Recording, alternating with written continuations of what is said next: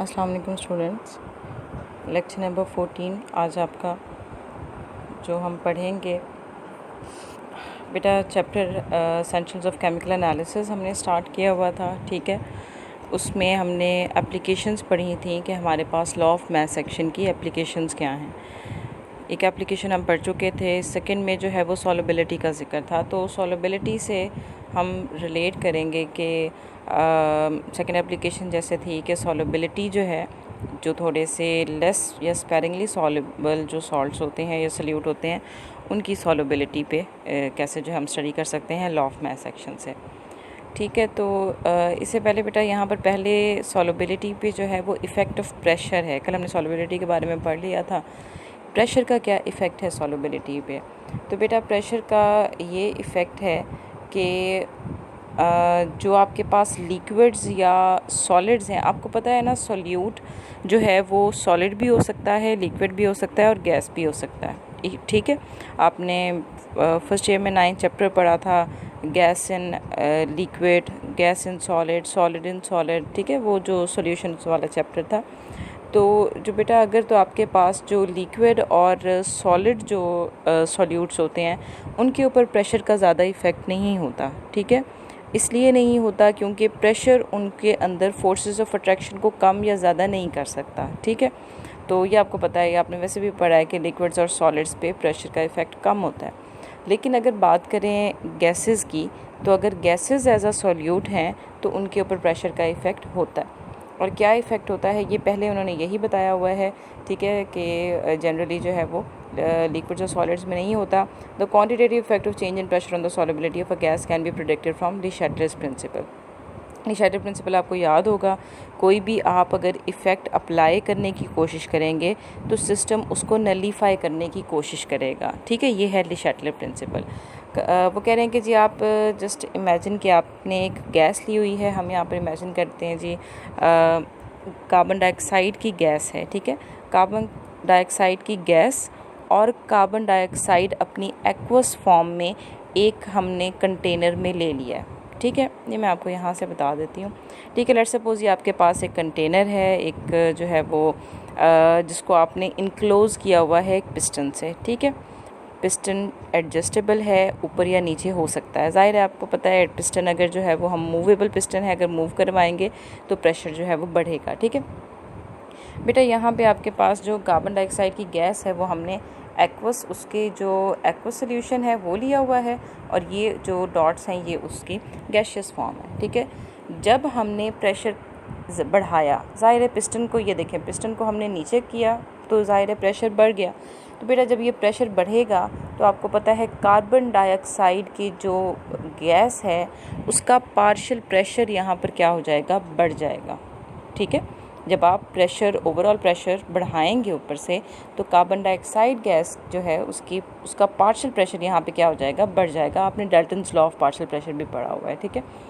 अच्छा, उसके रिज़ल्ट में सिस्टम जो है वो इस इफ़ेक्ट को कैंसिल आउट करने की कोशिश करेगा, ठीक है। वो उसकी कोशिश होगी कि मैं इस पार्शियल प्रेशर जो बढ़ गया है कार्बन डाइऑक्साइड के, उसको कम करने की कोशिश करूं।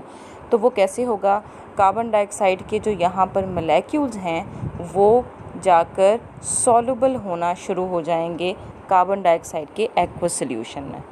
समझ आ गई, ठीक है। तो अब आपके पास जो कार्बन डाइऑक्साइड के गैस मॉलिक्यूल्स थे, क्योंकि वो सॉल्युबल होना स्टार्ट हो गए हैं एक्वस सॉल्यूशन में, अब कार्बन डाइऑक्साइड का जो पार्शियल प्रेशर बढ़ गया था अब वो क्या होने लग गया है, कम होने लग गया है। तो हम यहाँ से कह सकते हैं कि प्रेशर के बढ़ाने से सॉल्युबिलिटी क्या हुई है, बढ़ गई है गैस की, ठीक है। ये इसलिए यहाँ पर ये हेनरी लॉ है, अभी हम पढ़ेंगे वहाँ बुक से भी। This is Henry law that solubility is directly proportional to pressure of the partial pressure of the solute gas, ठीक है। और क्योंकि अगर साइन ऑफ प्रोपोर्शनैलिटी को हमने चेंज करना हो तो हमें एक कांस्टेंट लगाना पड़ता है। तो बेटा ये जो के है यहाँ पर, इसे हम हेनरीज कांस्टेंट कहते हैं, ठीक है।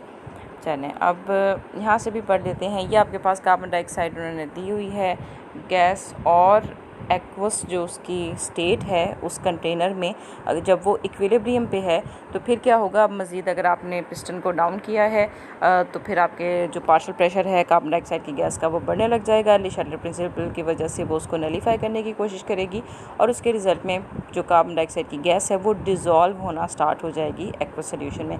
यही सब कुछ यहाँ पे लिखा हुआ है। होपफुली आपको समझ आ गई होगी, ठीक है। मैंने इसलिए आपको सेपरेटली ये समझा दिया, ठीक हो गया।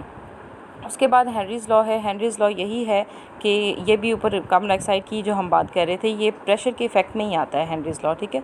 तो effective pressure on the solubility of a gas in a liquid can be predicted quantitatively according to Henry's law. The solubility of a gas is directly proportional to the partial pressure of the gas above the solution, ठीक है। कि अगर आपने solution लिया हुआ है और ऊपर गैस ली हुई है तो अगर आप प्रेशर को बढ़ाएंगे तो वो गैस जो है वो उस नीचे लिक्विड में डिज़ोल्व होना स्टार्ट कर देगी, यानी कि उसकी सॉल्युबिलिटी जो है वो बढ़ जाएगी उस लिक्विड के लिए, ठीक है। यही वो इफ़ेक्ट है बेटा जो ये जितनी भी कार्बोनेटेड ड्रिंक्स हैं उनकी इंडस्ट्री में ये इफ़ेक्ट जो है वो यूज़ किया जाता है, ठीक है। कहाँ पे, जैसे कि ये लास्ट में इसकी जो है वो दिया भी हुआ है उन्होंने, आप समझ लें ये इसका एप्लीकेशन भी है कि bottlers use the effect of pressure on solubility. Bottlers कहते हैं जितने भी आपके ये सॉफ्ट ड्रिंक्स या कार्बोनेटेड ड्रिंक्स की बनाने वाले जो होते हैं, ठीक है, बॉटल्स में होती हैं इसलिए उन्हें बॉटलर्स कह रहे हैं, ठीक है। तो वो कह रहे हैं कि जैसे कि बेवरेजेस हैं, सॉफ्ट ड्रिंक्स हैं, बियर है या कोई भी और कार्बोनेटेड ड्रिंक्स हैं, ठीक है, कुछ जूसेस होते हैं वो भी कार्बोनेटेड फॉर्म में जो है वो होते हैं। तो उसमें आपने एक चीज़ नोट की होगी कि जब आप उसको खोलते हैं तो आपको फ़ील होता है कि जी गैस निकली है उसमें से, ठीक है, और निकलती भी है, वो कार्बन डाइऑक्साइड की गैस होती है। अब बेटा वो निकलती तो है, ठीक है, लेकिन उसमें ऐड कैसे होती है? ऐड इसी तरह होती है कि आपके पास जैसे हम कार्बन डाइऑक्साइड जो है वो प्रेशर के साथ, यहाँ पे दिया भी हुआ है कि आपके पास जो है प्रेशर जो है कितना रखते हैं 1 atm, यानी नॉर्मल प्रेशर से हम ज़्यादा प्रेशर में जो कार्बन डाइऑक्साइड है उसे ऐड करवाते हैं उस लिक्विड ड्रिंक में, ठीक है। प्रेशर के साथ जो है वो उसे सॉल्युबल करवाते हैं और फिर उसे क्लोज़ कर देते हैं, ठीक है। जैसे ही आप जो है वो उसको या कोई भी उसको खोलता है, जैसे आपने टिन जो है वो टिन केन्स जो होते हैं वो खोले होंगे, ठीक है, या कोई भी आपने जो है बॉटल कभी खोली हुई हो, ये जितने भी हैं ड्रिंक्स हैं, ठीक है, कार्बोनेटेड ड्रिंक्स हैं, तो उसमें से फ़ौरन से जो है वो गैस निकलती है। वो इसलिए निकलती है क्योंकि जो उसके अंदर जो पार्शियल प्रेशर जो है वो उसका कम हुआ होता है सॉल्युबिलिटी के साथ, वो फिर एकदम जो है वो जाके एक्सटर्नल एनवायरनमेंट में चली जाती है, ठीक है। ये हमारे पास प्रेशर का इफ़ेक्ट हो गया। फिर टेम्परेचर का इफ़ेक्ट है। टेम्परेचर का इफ़ेक्ट बहुत सिंपल है। टेम्परेचर आपके पास जितने भी सॉलिड्स हैं, ठीक है, सॉलिड अगर सॉल्यूट है तो बेटा ज़्यादातर उनमें यही है कि जैसे जैसे आप टेम्परेचर को बढ़ाएंगे वैसे वैसे सॉल्युबिलिटी इंक्रीज़ होगी। ज़्यादातर वाटर के केस में ज़्यादातर यही है, ठीक है। लेकिन this is not a law. आप, ये कोई लॉ नहीं है या ये बात हमेशा ही सही नहीं है कि आप अगर किसी भी सॉल्यूट को ज़्यादा टेम्परेचर पर डिज़ोल्व करवाने की कोशिश करेंगे तो उसकी सॉल्युबिलिटी बढ़ेगी। हाँ, सुक्रोज़ के लिए यानी शुगर्स वगैरह के लिए ये बात ठीक है, आप बढ़ाएंगे, अगर आप हॉट वाटर में इसको सॉल्युबल करवाएंगे तो ज़्यादा सॉल्युबल है as compare to cold water. But इसकी एग्जेम्पशंस हैं और एग्जेम्पशंस यहाँ पर उन्होंने दी हुई हैं। We can predict the change of solubility with temperature if we know whether energy is given out or absorbed when the solution is formed। देखें बेटा, अगर तो आपका जो ये जो सॉल्यूट को डिज़ोल्व करवाना है उस सॉल्वेंट में, अगर तो ये एनर्जी अब्ज़ॉर्ब कर रहा है, यानी कि एंडोथर्मिक रिएक्शन है, ठीक है। एंडोथर्मिक रिएक्शन क्या होता है? एनर्जी अब्ज़ॉर्ब करते हैं। तो फिर तो टेम्परेचर के बढ़ाने पर सॉल्युबिलिटी क्या हो जाएगी? ज़्यादा हो जाएगी, ठीक है। लेकिन अगर ये एक्सोथर्मिक रिएक्शन है, यानी कि एनर्जी निकल रही है, रिलीज़ हो रही है, तो फिर टेम्परेचर के बढ़ाने से सॉल्युबिलिटी ज़्यादा नहीं होगी बल्कि कम हो जाएगी, ठीक है। इसके एक्सेप्शंस में उन्होंने दिया हुआ है, when 1 mole of lithium carbonate Li2CO3 dissolve in water 13 kilo joule of heat is given out. Given out का मतलब होता है एक्सोथर्मिक, ठीक है। ये आप यूँ समझ लें ये -13 किलो जूल है, ठीक है। तो एंड द सॉल्युबिलिटी डिक्रीजेज। इसीलिए जब आप टेम्परेचर को बढ़ाएंगे तो लिथियम कार्बोनेट पे जो है वो इसका अपोजिट इफेक्ट होता है। लिथियम कार्बोनेट की जो सॉल्युबिलिटी है वो कम हो जाती है टेम्परेचर बढ़ाने से। लेकिन इसके रिवर्सली स्पीकिंग अगर आप जो है वो सुक्रोज ले लें यानी शुगर्स ले लें कोई, तो वो आपके जो है वो 3.5 किलो जूल हीट अब्जॉर्ब हो रही है यानी एंडोथर्मिक रिएक्शन है, तो फिर वो आपके टेम्परेचर बढ़ाने पे क्या होगा कि जो सॉल्युबिलिटी है वो ज़्यादा होगी। ठीक हो गया। इसके अलावा जो आपके पास, ये तो सॉलिड्स की बात होगी, सॉलिड सोल्यूट्स की। बेटा जब बात करते हैं गैसेस की एज अ सोल्यूट, अभी जैसे हमने पीछे गैस के प्रेशर का इफेक्ट पढ़ा है, ठीक है, तो अगर हम टेम्परेचर का इफेक्ट स्टडी करें और अगर आपका सोल्यूट जो है वो गैस है, तो फिर क्या होगा। गैसेस जो हैं वो बिल्कुल सॉलिड से अपोजिट बिहेव करती हैं। अगर आप टेम्परेचर को बढ़ा देंगे तो गैस की सॉल्युबिलिटी जो है वो बहुत कम हो जाएगी। ठीक है, गैसेस जो हैं वो लो टेम्परेचर पर जो है वो सॉल्युबल होती हैं, हाई टेम्परेचर पर सॉल्युबल नहीं होती। तो कोई भी गैस है, किसी भी तरह की गैस है, उसके लिए हम ये कह सकते हैं कि अगर आपने टेम्परेचर को बढ़ा दिया है तो फिर गैस जो है वो सॉल्युबल नहीं रहेगी। इसकी सिंपल सी रीज़न है, जैसे ही आप टेम्परेचर को बढ़ाएंगे, गैस देखें जो है ना आपके पास हमेशा ऊपर जाने, लाइट होती है, लाइट इन वेट होती है, ये फ़ौरन से ऊपर जाने की कोशिश करती है। ठीक है, एक्सटर्नल इन्वायरमेंट में उस लिक्विड को छोड़ के। तो जैसे ही टेम्परेचर बढ़ाएंगे वो गैस के मोलेक्यूल्स जो हैं हाई एनर्जी, वो लिक्विड को छोड़ के जो है वो चले जाएंगे ऊपर, यानी कि एवेपोरेट हो जाएंगे। ठीक है, इसीलिए अगर आप कार्बन डाइऑक्साइड, ये कार्बोनेटेड ड्रिंक्स को कभी भी अगर आप जो है वो डायरेक्टली सॉस पैन में जो है वो डाल के और इसे बॉईल करने को देखें, तो इनमें से फिर भी जो है वो काफ़ी देर तक गैस के मोलेक्यूल अगर कोई ट्रैप भी हो गए तो वो निकलते रहते हैं। ठीक है, क्योंकि गैसेस, कार्बन डाइऑक्साइड फ़ौरन से जो है वो निकलना स्टार्ट कर देती है, क्योंकि हाई टेम्परेचर पर वो सॉल्युबल नहीं रहती है उसके अंदर। अच्छा, इसके बाद हमारे पास ये दो इफ़ेक्ट्स आपके पास आ गए, सॉल्युबिलिटी पे प्रेशर का क्या इफ़ेक्ट है सोल्यूट पे, और सोल्यूट की सॉल्वेंट में सॉल्युबिलिटी पे टेम्परेचर का क्या इफ़ेक्ट है। फिर हमारे पास है बेटा सॉल्युबिलिटी प्रोडक्ट। ठीक है, सॉल्युबिलिटी प्रोडक्ट बहुत इंपॉर्टेंट भी है और बहुत इजी भी है, आपको समझ आ जाएगी ये लॉ ऑफ मैथ सेक्शन से डायरेक्टली कैसे रिलेट करता है। ठीक है, देखिए एक सैचुरेटेड सोल्यूशन क्या होता है, जब आप सोल्यूट को अपने सॉल्वेंट में ऐड करना शुरू करें और वो डिज़ोल्व हो जाए और फिर आप डालते जाएं और वो इतना डिज़ोल्व हो जाए कि मज़ीद डिज़ोल्व होना या सॉल्युबल होना वो बंद कर दे। ठीक है, और फिर आप थोड़ी सी क्वांटिटी और डालें, ताकि अगर जो मज़ीद कोई कमी रह गई है या अगर मज़ीद वो डिज़ोल्व जो है वो हो सकता है तो हो जाए, वरना याद रखें हम हमेशा एक्सेस डालते हैं। एक्सेस का मतलब है ज़्यादा, यानी कि सैचुरेटेड सोल्यूशन बनाने के लिए हम जितना सॉल्युबल है उससे ज़्यादा सोल्यूट डालते हैं। ठीक है, तो वो सैचुरेटेड सोल्यूशन बनता है। हम कह रहे हैं कि जब आपके पास सैचुरेटेड सोल्यूशन होता है तो उसके अंदर अब एक तो आपके पास सॉल्युबल सोल्यूट होगा, ठीक है, जो हल हो गया, लेकिन साथ ही साथ आपके उस सोल्यूशन में अनडिज़ोल्व सोल्यूट भी होगा। ऐसा ही है ना, जो है कि अब आपके पास उसमें अनडिज़ोल्व सोल्यूट जो कि मज़ीद डिज़ोल्व नहीं हो पा रहा वो भी अंदर मौजूद होगा। ठीक है, तो बेटा इसकी हम एक एग्ज़ाम्पल ले लेते हैं कि जी हम जो सिल्वर क्लोराइड है उसे डिज़ोल्व करवाया है हमने वाटर में। ठीक है, जब इसको यहाँ पे ये सॉलिड जो है वो आपके पास, ठीक है, सॉलिड था सिल्वर क्लोराइड, ज़ाहिर है उसको हमने डिज़ोल्व करवाया, पहले उसका एक्वा सोल्यूशन बना, और एक्वा सोल्यूशन क्या होता है, ज़ाहिर है सिल्वर के आयन और क्लोराइड के आयन वाटर में बन जाएंगे। ठीक है, ये हो गया आपके पास। बेटा इसके ऊपर अगर लॉ ऑफ मैथ सेक्शन हम अप्लाई करें तो आपको पता है इनका प्रोडक्ट न्यूमरेटर में आएगा डिवाइडेड बाय किसके साथ, AgCl की कंसनट्रेशन के साथ। ठीक है, so product of concentration of silver ion and chloride ion और divided by concentration of AgCl। ठीक है, ये सिल्वर क्लोराइड।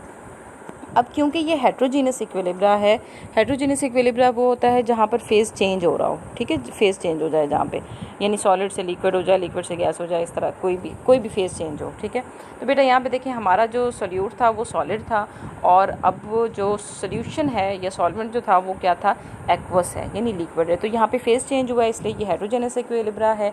हेट्रोजीनियस इक्विलिब्रिया में जो आपके पास आपका प्योर सॉलिड सोल्यूट होता है उसकी जो कंसंट्रेशन है वो सेम रहती है, कांस्टेंट रहती है। ठीक है, ये बात याद रखें, कांस्टेंट रहती है।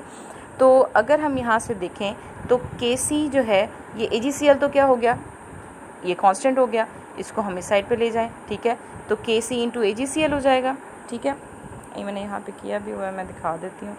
ठीक है। ये हम इस साइड पर ले गए, आपके पास ये KC जो AgCl है, अब ये भी कांस्टेंट है और Kc भी कांस्टेंट है। तो इन दो कांस्टेंट्स की जगह हमने एक कांस्टेंट लिख दिया, दैट इज़ KSP, यानी कि सॉल्युबिलिटी प्रोडक्ट कांस्टेंट। ठीक है, वो भी हम डिस्कस करते हैं वो क्या है। तो ये सॉल्युबिलिटी प्रोडक्ट कांस्टेंट जो है इसका, अब यानी कि आपके पास जो Kc है वो सिर्फ और सिर्फ, ये देखें ये तो कांस्टेंट है ना, इसकी कंसंट्रेशन पर अब Kc या इक्विलिब्रियम कांस्टेंट डिपेंड नहीं करेगा।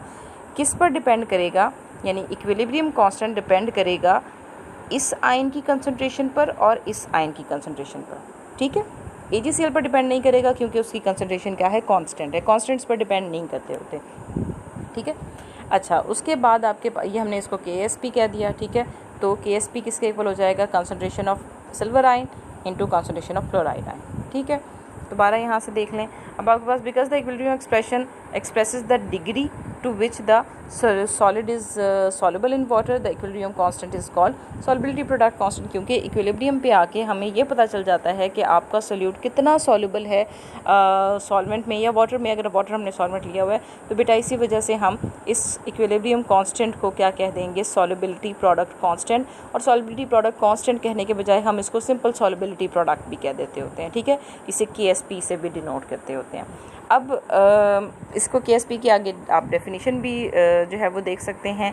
KSP को हम इस तरह से भी डिफ़ाइन कर सकते हैं, that the equilibrium constant for the equilibrium that exist between a solid ionic solute and it's ions in its saturated solution. ठीक है, तो क्या है ये KSP क्या है, इक्विलिब्रियम कांस्टेंट है कब, जब इक्विलिब्रियम हो किसके दरमियान, सॉलिड सोल्यूट और उसके जो आयंस हैं एक्वस सॉल्यूशन में उनके दरमियान जब इक्विलिब्रियम हो। या फिर इसको सेकंड तरीके से जो हम इसको डिफ़ाइन कर सकते हैं, solubility product is equal to the, किसके इक्वल हो जाएगा, प्रोडक्ट ऑफ, किसके, product of the concentration of ions involve in the equilibrium each raise to power of its coefficient in the equilibrium equation. अब ये जो each raise to power of its coefficient in the equilibrium equation है, ये भी हम next example में देख लेते हैं इसका क्या मतलब है। ये पहले भी आपने किया हुआ है, KC में भी जो है वो पढ़ा था। लेट्स सपोज बेटा एक दूसरा सॉल्ट ले लेते हैं, कैल्शियम फ्लोराइड CaF2। ठीक है, AgCl में तो 1:1 थी ना, एक सिल्वर एक क्लोराइड। यहाँ पे हमने ज़रा डिफरेंट रेशो वाला सॉल्ट लिया है। CaF2 लिया है, वाटर में आपने डिज़ोल्व करवा दिया सॉलिड को, अब ये एक्वस कैल्शियम आयन और एक्वस फ्लोराइड आयन में कन्वर्ट हो गया है। लेकिन फ्लोराइड के कितने आयन, 2 आयन्स। ठीक है, ये यहाँ पे 2 लिखा हुआ है। अब जब इसका KC लेंगे तो इसी तरह आपके पास ये आ गया Ca2F नेगेटिव, लेकिन यहाँ पर रेज टू पावर अब 1 नहीं, रेज टू पावर F के केस में क्या आएगा, 2, क्योंकि 2 मोल बने थे ना। ठीक है, इसलिए अब यहाँ पे KSP के जब इसका आएगा तो क्या आएगा, कैल्शियम आयन कंसंट्रेशन और fluoride ion concentration. Fluoride ion concentration raise to power 2 होगा। एक ये बात हो गई। ठीक है, इसीलिए उन्होंने लिखा था रेज टू पावर, जो उनके एक्सपोनेंट्स हैं वो क्या, जो कोफिशिएंट्स हैं that are raise to power. ठीक है, वो उनका पावर बन जाएंगे। इसी तरह तीसरा सॉल्ट ले लें Ca3PO4 यानी होल ट्वाइस, यानी कि कैल्शियम फॉस्फेट। ठीक है, कैल्शियम फॉस्फेट का जब हमने जो है वो इक्विलिब्रियम पे देखा उसके एक्वस सॉल्यूशन में, तो बेटा आपके पास 3 कैल्शियम आइंस Ca2 पॉजिटिव और 2 जो है वो फॉस्फेट आइंस 2PO4 3 नेगेटिव बनेंगे। ठीक है, तो इसका KSP क्या हो जाएगा, calcium 2 positive raise to power 3 और phosphate 3 negative raise to power 2। ठीक हो गया। अब आपको समझ आ गई होगी कि ये जो हमने बात की थी यहाँ पे ये वाली, कि in the equilibrium each raise to the power of its coefficient in the equilibrium equation, ये क्यों की थी। ठीक है, इसके अलावा KSP the solubility product constant KSP of a slightly soluble ionic compound expressed in terms of molar concentration. ये यहाँ पे एंड पे उन्होंने ये बात की है बेटा कि आपके पास जो KSP है एक्चुअली ये आपको बताता है कि जो आपके जो सॉल्ट था, एक तो उसकी सॉल्युबिलिटी कितनी है, ठीक है, उस सॉल्वेंट में, और दूसरी बात ये जो आयंस बने हैं, ठीक है, इनकी मोलैरिटी या इनकी मोलर कंसंट्रेशन आपको बताती है कि सॉल्युबिलिटी कितनी थी। देखिए, अगर इनकी मोलर कंसंट्रेशन ज़्यादा है तो इसका मतलब जो सॉल्ट था वो ज़्यादा सॉल्युबल है, और अगर इनकी मोलर कंसंट्रेशन कम है तो फिर क्या हम कहेंगे कि सॉल्ट जो है वो ज़्यादा सॉल्युबल नहीं था।